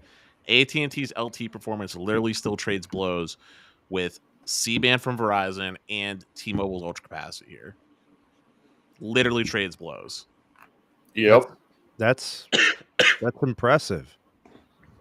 That's impressive. But you also got to keep in mind AT&T's got 50 megahertz on air. You're referring to LTE, correct? Yeah, on LTE. So like you're talking about all these like bits and pieces that are aggregated together. You're going to get a low band, right? So you either go 10 by 10 on band 14. And I think like my market, they've got 15 megahertz of band 12. So it's one or the other. Then you're going to get 15 or 20 megahertz of band 2. 15 or 20 AWS. Band 30's in there too. If you get band 30, that's a 10 megahertz slice. And in some places, I think they've got something else. Like Carlos tells me there's band 29, Yes. like built out in some places. So if their Yes. gear is doing that, so like, and that's 10 megahertz, I think, just to downlink. Mm-hmm. Okay, you're over 50 megahertz. You're at like 55 probably. And then don't forget the LAA. Special occasions. I mean, who needs Wi-Fi LTE? I mean, look, everybody used to make fun of CBRS until I showed them what it could do from small cells. And then I tested band 46. Bruh, it is so bad. Imagine a slow version of millimeter wave. Not even exaggerating. LAA is a slow version of millimeter wave. In fact, I actually think millimeter wave has better range than LAA. I'll I'm give you. not I'll joking. give you. I'm I'll give you that. I'll give you that. I don't know if it's the radios, the antennas. I don't know if it's It's the that, but power. it's got to be the power because, like, dude, I'm talking 80 feet. Like, you leave I the intersection and it's over. I wouldn't go that extreme. I would say in my testing of LAA, here's been my testing for it. I would say about a 3,000 square foot area. About a 3,000 square foot area is where you're getting like exceptional performance still. And then I would say 5,000 square feet, you're still connecting, but it's kind of bad. So You want to laugh, Dennis? This is what? good.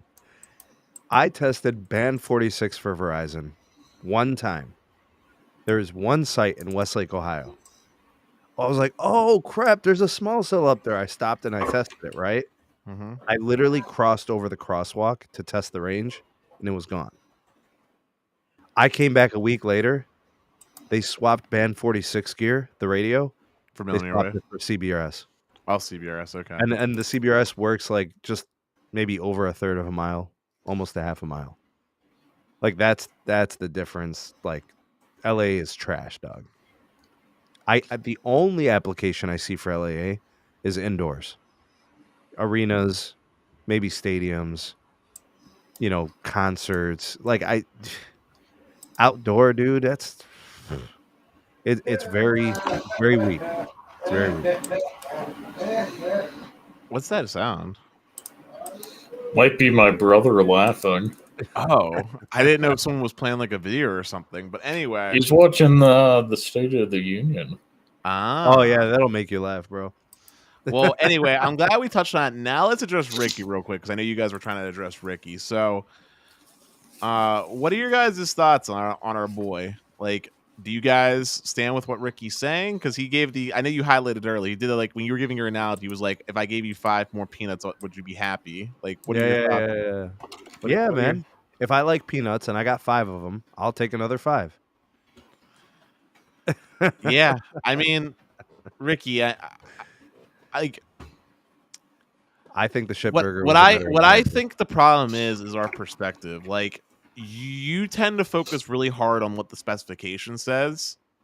I think I'm very grounded in what the real world does. I think Steed's more grounded in what real world looks like, and I feel like Pete's somewhere in between. I like the technical aspects, and then I like to crack shit at the carriers for slacking on them. Right, but like ultimately, yeah. If it works in the real world and I can get what I want to do done on what there is, I'm content. Like I was gonna say, ultimately, at the end of the day, I don't think any of us care what band it is, as long as we're getting good performance and able to do what we want on our phones. We're happy, right? As long as I'm able to bust out my Pokemon Go in a random location, I don't care. Like I'll put it this way, and this is just in general. Despite the fact that I do network testing, if you guys want to know the godforsaken truth, if I'm not conscientiously doing network testing because I see a new icon, I don't look at my phone. Like if I'm just doing Google Maps, like I'm doing Google Maps. If I'm browsing Reddit, I'm browsing. I'm not like, oh yes, let me just check real quick what my speed test is while I'm browsing Reddit. Is Reddit loading? Great. Like, hey, if my page loads, I have nothing to complain about. When I started using cell phones, even with 5 bars on Verizon, 3G, there was a chance my webpage wouldn't load and it would sort of cost me to access it. So I'm just happy it works. Ooh, King Ramsey brought up a question, and I'm going to ask you about this, Sneak, because I don't know if you heard about this. Did you hear about what's going on with RCS on the AT&T side for Galaxy S22 owners? Bro, listen. They're a bunch of assholes. I've had this conversation with Moose before. This has been an ongoing issue, an ongoing saga between AT&T and Samsung for years. If you want a phone that plays nice with AT&T, you get an iPhone. I've said that. It's iPhone literally optimized for AT&T. It's been that way. It's not changing. That's the move. Now, the Pixel seems to be playing pretty nicely with AT&T as well, and based on your account, they might just hate you. Yeah, so like, look, the Galaxies are cool. They seem to kind of like be the best move for the T-Mobile network with all the stuff going on with SA, with N41. It makes for a nice experience. So sometimes I think, and look, you always buy your phone based on features and experience, not always cellular. Cellular may fit somewhere in like the top 3 important things, but some people look at cellular and they're like, if it's good enough, it's good enough. Hey, that's my view. The whole reason I made iPhone the daily driver is for the point that you just pointed out. AT&T sucks for Android, hence the reason I always had an iPhone on AT&T. And then also, when I started using Lois Red, in my humble opinion, and you can disagree with me on this, I also think Verizon sucks when it comes to Android support, to be honest. Yeah, I could see that. I think when it comes to Galaxies, they're just way cooler with T-Mobile. Like Dude, T-Mobile's the Android. Listen, if you want to use an Android phone, T-Mobile's the network, because T-Mobile has a policy of, does it connect? Then you can use it. Verizon's good too, like that. Not when it comes to the level of T-Mobile. Yeah, no, like Verizon gets real picky when it comes to things like Wi-Fi calling support on Android. That's not true. That is so true. I've been using unlocked phones on Verizon for years. I promise you, depending on the phone, bro, Verizon will stop you from activating Wi-Fi calling. Nexus devices, Google phones, all unlocked. I don't know if T-Mobile changed this, but a while back, they were so like, hey, if it works with Android, good, or if it works on our network, good, that they had unlocked bootloaders on their store phones. I haven't had the opportunity to test that in a long while because I buy OEM, but I think the problem is AT&T is the problem. They are the tried and true way to get in a shouting match with the activation customer care. They'll tell you your phone's not whitelisted. They'll tell you it's not registering in our network. They'll tell you stop using our network. You're too poor in a different way. Carlos, even 4 years ago, I swear to you, I was using Nexus devices. I was unlocked. I used an Honor phone. Huawei Honor or something. I tried on Verizon. It worked. I'm surprised because I think 4 years ago, Verizon was still doing I believe they were still basing it off of your IMEI. Like they were literally like in the system for the activations because of the CDMA check. I think they were still basing it off of that 4 years ago. I know that the AT&T situation is always terrible because I took my Pixel over to AT&T, my OG Pixel, and it wouldn't do voice over LTE. Here's what I know. You ready? iPhone is not the best phone. It's not. It's not the best at everything. But it's the phone that all of its features get supported regardless of the network. And at the end of the day, a phone could be incredible at a bunch of things, but if it's not supported, go ahead. What would happen to Verizon's business if they couldn't activate iPhones? They'd be out of business. Literally out of business. Same with T-Mobile. This is, I mean, this. If Apple's not a train, then what is, bro? But I'm being like, what I'm trying to say is though, if you go outside of this country, Sneed, like let's just say you go to Korea, because I lived in Korea for a month, right? In Korea, having a Samsung phone is god tier.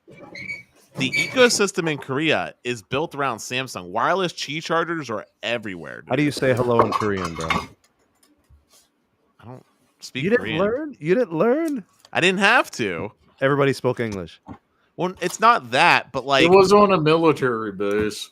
Yeah, I was staying on the Osan Air Force Base, but also when I was traveling around Korea, like everything is in like Korean, English, and then what they'll do too is let's just say you don't speak any of those languages.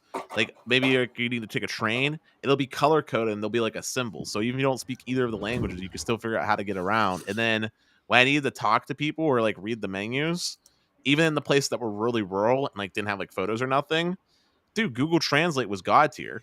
Google Translate was perfect. By the way, shout out to Darian Smith for a second $10 super chat. Thanks, Thank you for your Darian. generosity. Thanks, man. I think there's less than a 10 million postpaid subscriber difference between T-Mobile and AT&T.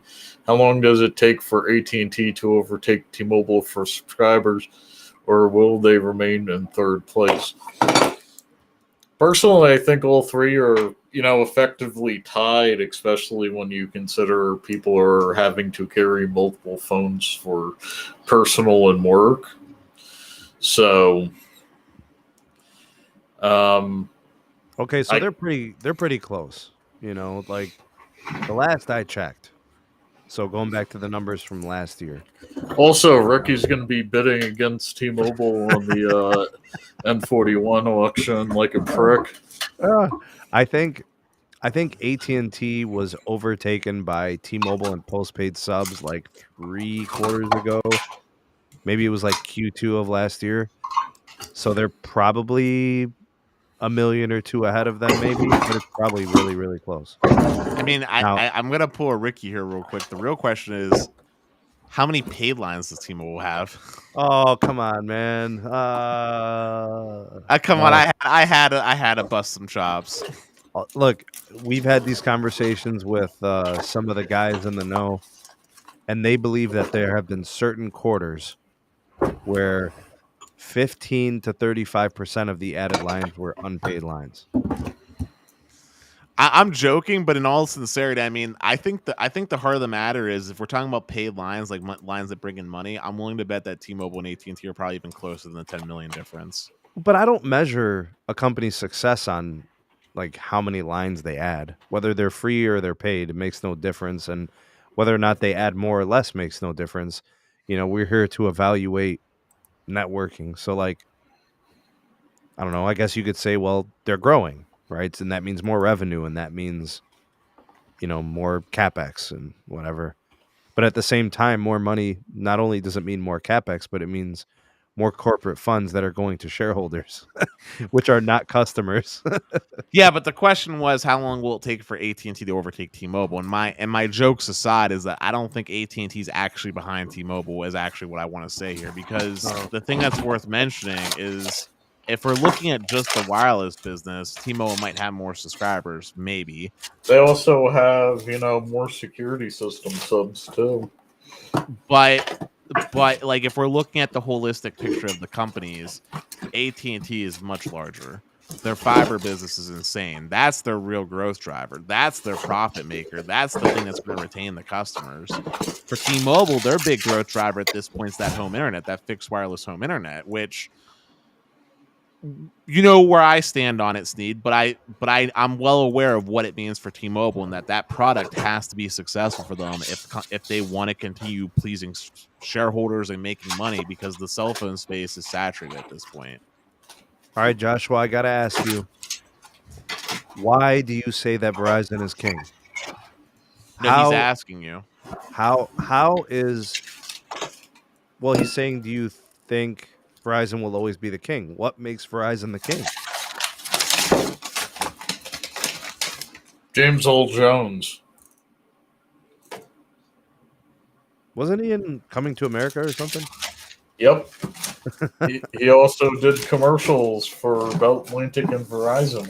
Wait, wasn't he Mufasa? Yep. Yeah. And Darth Vader. And he was the spokesperson for Atlantic and Verizon when they moved over to the naming of being named Verizon. You know what, Joshua? Now that you bring it up that way, I actually, I don't. By the way, Unless T-Mobile changed their network build approach, I'm not sure if they'll ever really cover the same exact footprint as Verizon. Well, he's asking about all the carriers. He's saying that Verizon's king over all the carriers. Oh, so like AT&T? I don't know. Yeah. Everybody says that AT&T has overtaken Verizon in square miles covered. They have. So it's not an opinion. It's a fact. If we're talking about square miles of coverage. So when do people start calling AT&T king, coverage king? I don't know, man. I mean, mind share is hard to change. I mean, I'm just going to use an example real quick, okay? I know it's a little bit off topic, but in the PC space, okay? For the longest time, if you were a gamer, you went Intel. Because the mindset was, if you want a good gaming PC, you have to get an Intel CPU because it has better single core performance. That was the thing you put in a gaming PC. And yet, here we are today, AMD is making the better CPUs at this point. Not only are they better value, but they're just literally better performing. But people still think, there's still a good amount of people that still believe Intel is the option if you're making a gaming PC. It's not true. It's factually wrong based off the performance, but yet that is the belief. It's going to take time. It takes time to change that. We're, what, Pete, 4 years deep now into Ryzen with AMD, and people still have that mindset? Yeah, and quite frankly, there were older AMD chips that kicked the ass of Intel chips. I mean, there was, yes. I mean, it depends on when we're talking, because Bulldozer was a nightmare. But the point of this example here, to you, Sneed, is that we're 4 years deep, and Intel's mindshare still has taken hold of the mainstream consumer, right?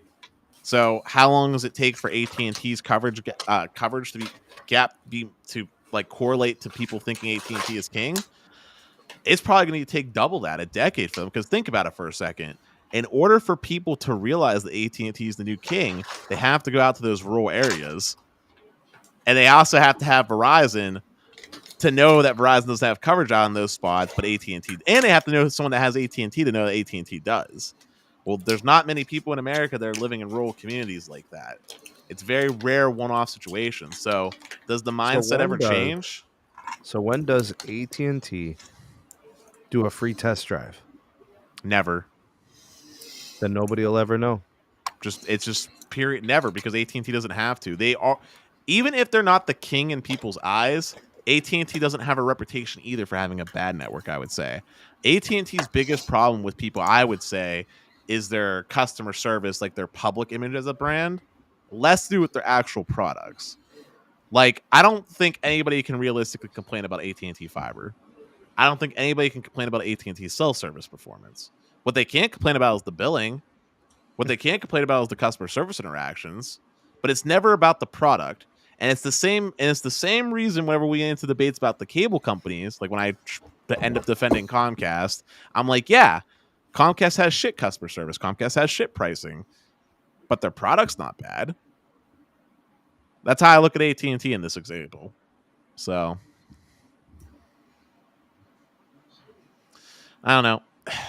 I think that the mindset is going to be what it is, unless something revolutionary changes where like Verizon all of a sudden just starts becoming absolutely horrible. Like, in order for people to realize that AT&T is better, Verizon would have to become horrible enough that people want to switch away. I would like to see more parity in more places. You know, I would like to see a more balanced market share throughout these metros, and especially rural America. There's just too many people on this Verizon network. I think more people have to try the other two. They're just they know a company, they stay with them, they don't churn. You know, they stick to their guns. And I'm going to tell you dad something with AT&T. Yeah. You know, Yeah, I was about to say, like, even if you paid my dad, he wouldn't switch from AT&T. He's literally been with them. Shucks. I want to say since like 83, dude. Like, he's literally That been is with them. crazy. That is crazy. Like, dude, he's been with them so long. Dude, literally, I'm not even joking. And quote me if I'm wrong on this. I think my dad's been with AT&T since AT&T Wireless became a thing. Singular? Dude, he went through the AT&T Singular and then AT&T again. But hold on, let me Google search this real quick. When did AT&T start offering wireless?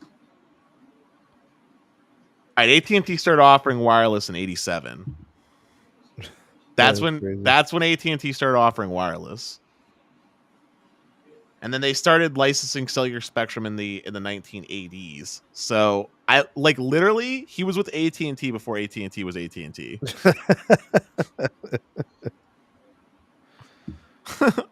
Oh man. So there you go. My dad literally has been with them forever. Even though they weren't the best option, because I can tell you right now, back in the iPhone like 3G days, AT&T's network wasn't great. I can tell you their pricing was atrocious.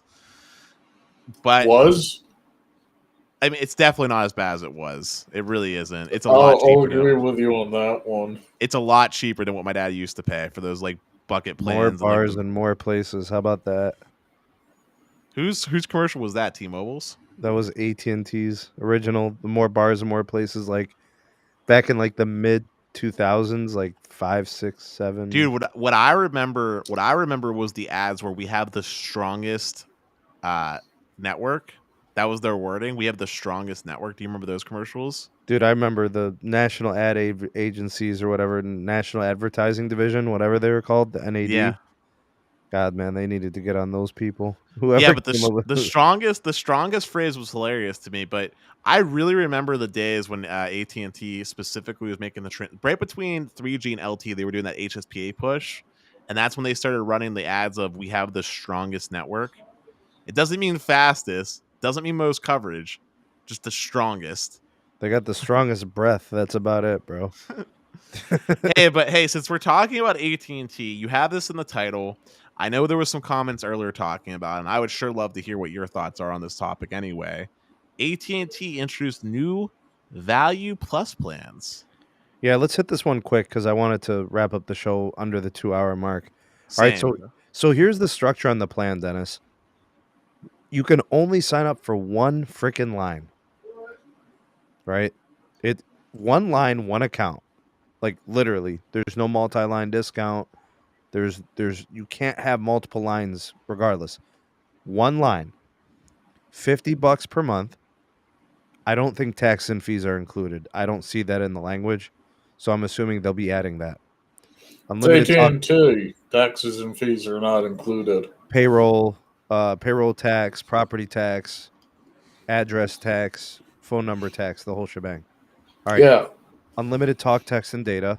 Full all month long deprio, right? Like if the network's congested, you're the first to get slowed down. All 5G access included. You get their weird active armor security thing. Unlimited talk, text, and data in Mexico and Canada. And then unlimited texting from the US to 200 plus countries. 480p video stream. That's it. Is this through Walmart or where is this at? Okay, so if you go to the AT&T website and you go to the unlimited data plans, you'll see the standard 3, starter, extra, and elite. If you click on other plans, they'll show you the two $50 plans. This one, which is the Value Plus plan, and then they still have the 4 gig plan. Wait, where do you see other? Is it under Get Start? No. By the way, the difference between the two $50 plans, this one, the Value Plus, and then the 4 gig plan. The 4 gig plan has 3 gigs, up to 3 gigs of hotspot data. The AT&T Value Plus plan has no hotspot tethering. Okay, I see it. Holy crap. And this plan is how much money again? $50 you said? Yeah. Well, I'll say this. I'll throw this out here real quick. This is much better than the tiered data bucket plans. And I will just say, this is the first reasonably priced postpaid plan for a single line individual. Because for the longest time now, Sneed, single line people like moi have always been screwed by the carriers with postpaid plans. So while I don't think this plan is necessarily incredible, Dennis, you're not in their target demographic with postpaid. You do not have potential lines that are growing up. I understand, but while this plan might not be the best plan, and while I still think you'd be better off in this scenario going with like the prepaid option that AT&T sells, I still think it's interesting to see that they're offering it, and like I said, it's definitely better than some of the other options that were available. I'm the target demographic for postpaid. I mean, it's no worse than Starter. In fact, I'd actually argue it's better than Starter.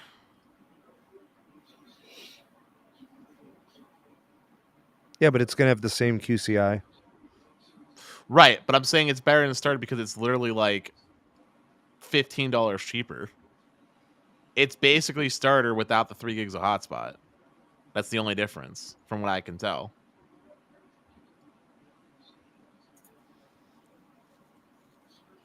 Correct? I mean, that's, yeah. I don't see anything else. I see maybe is it eligible for that signature discount, that 15 to 25% thing?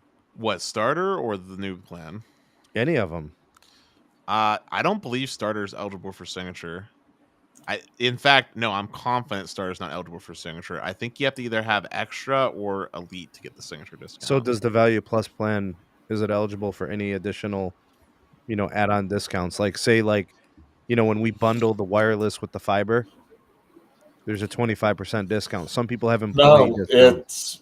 This is literally, if you pick it up in Longmont, Colorado, you're paying for dead zones, and it's $55 a month. Pete, you don't have an axe to grind with AT&T? Nope. They're a great carrier when you were right under their cell tower. Hey, listen. Also, everybody else on them is dead for some reason. I don't know. Hey, listen. I'm still in the camp that AT&T and Elite is one of the best plans. And also, wait a minute, Sneed, are you seeing this? They're marketing a single line of AT&T Elite as $75 a month. Are you seeing this? No, it's 85 for the Elite. Wait, why am I seeing? Am I logged into my account? That's what. Never mind. Sorry. Signature discount was automatically being applied. Ladies and gentlemen, this is how you know the man tells you the truth. He just, explained his rate while he was logged into his account. Well, no, that's not what I pay because my plan has 3 lines on it. But because remember, it's my dad's account. Yeah. But yeah, signature discount was being auto applied. That's why. But anyway, still, I think it's cool AT&T's offering new plans. I'm not obviously the target buyer. I like my premium data. I really like Elite. I think it's, in my opinion, I know a lot of people disagree with me. I still think Elite's probably my favorite plan on the market just because it provides the most meaningful value to someone like myself in the form of HBO Max, true unlimited priority data with a meaningful hike in priority because you get the QCI 7 versus what is Verizon? Just normal QCI 8, right? What, the regular QCI? Yeah, what's the Q? I know Elite has a higher priority than Extra, and Extra has a higher priority. It's QCI 7. Yeah. Hey, Sneed. Yeah. I'm looking into a gainful employment opportunity at my university. Have you seen the Business Unlimited Ultimate on T-Mobile? Business Unlimited Ultimate? Unlimited talks and texts, unlimited 5G. 500 gigs of hotspot. Holy crap. No data cap. That's Magenta MAX on steroids? Premium Scan Shield. international roaming up to 256 kilobits a second outside of Puerto Rico, outside of Canada and Mexico, with unlimited calling and texting in Canada and Mexico, and no throttling on the. Wait, what? They get Paramount Plus on that plan? Wait, who is this with? Is this through your employer? T-Mobile. Oh. Wait. Why won't T-Mobile give me Paramount Plus on my plan? I mean, they offer for like a year, but then you have to pay for it. Well, I use privacy.com, so it just gets denied. I use my I think I use my Best Buy Visa card with T-Mobile. All right, gents. Anything else for the good of the order? We got to close out the show. No, we're at the 2 hour straight. mark. All right. So, again, I'm going to be doing some content on my page if anybody's interested. Mods, if I can get a link for Pete's channel down here in the live chat, please. Thank you. All right, let's do some hashtags. Hashtag 2LiveCrew. Hashtag Replay Crew. Hashtag Ravioli Gang. Hashtag Mod Squad. Hashtag Help the Bear. Is Carlos still here? Hashtag BBW, if he's still around. What what else? Do we get all the hashtags? I think that's all of them. Oh, if you enjoyed this video, this live stream, whether you were watching it live or on replay, give this video a like, share it to your socials. Check out my socials in the description box. Twitter, my email's in there. The Patreon page is there. Big shout out to the patrons. Thanks for a great month. Thank you for supporting. Just did a content dump. There's like a ton of recent videos that were just uploaded. Speed testing.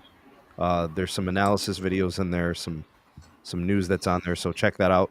Pete, I'm going to do some shorts for the Patreon, so I know you're going to love it. Oh, yeah. The shorts. Oh, and TikToks. Just as an update, PSA. 10-minute TikToks are coming. We know everybody wants to watch vertical video for 10 minutes. All right. So, anyways, big shout out to Dennis. Thanks for coming on. Hey, Sneed, if you want to do that, I'm fine with that, but don't expect me to watch it. Just tell me, just text me. Hey, good job, Sneed. Good upload. Thanks, Pete. Thanks for coming on. No. I'll text you. What are you trying to do? Convert teenagers to watch your shit? Isn't that illegal in your state? No, dude. The my age demographic and my analytics is like the biggest group is like 22 to 34. What the fuck? Yeah. That's my biggest demographic is like 20. I think 24 to 34 or 22 to 35. That's the biggest chunk. I'm in that demographic, and I don't even want to touch that shit. This is what the analytics says. You know what's sad I tell you, Sneed, millennials, some are good, some are fucking shit. Well, ouch. Thanks, Pete. But you know what's sad is I used to not like be a big fan of TikTok because it's Chinese owned, but eventually I just started watching it too. And the biggest part that's sad is that honestly I get more real-time useful news information from TikTok. All right. Whatever, Dennis. All right. Young people. I'm going to drop a video as soon as we finish the live stream. It's the T-Mobile video that I just did for the whole executive shakeup. So please watch that. Give it a like and share it. That helps out the channel. You guys are the best. Thanks for all that you do. All the super chats, all the likes. You guys are awesome. We out this piece. Peace.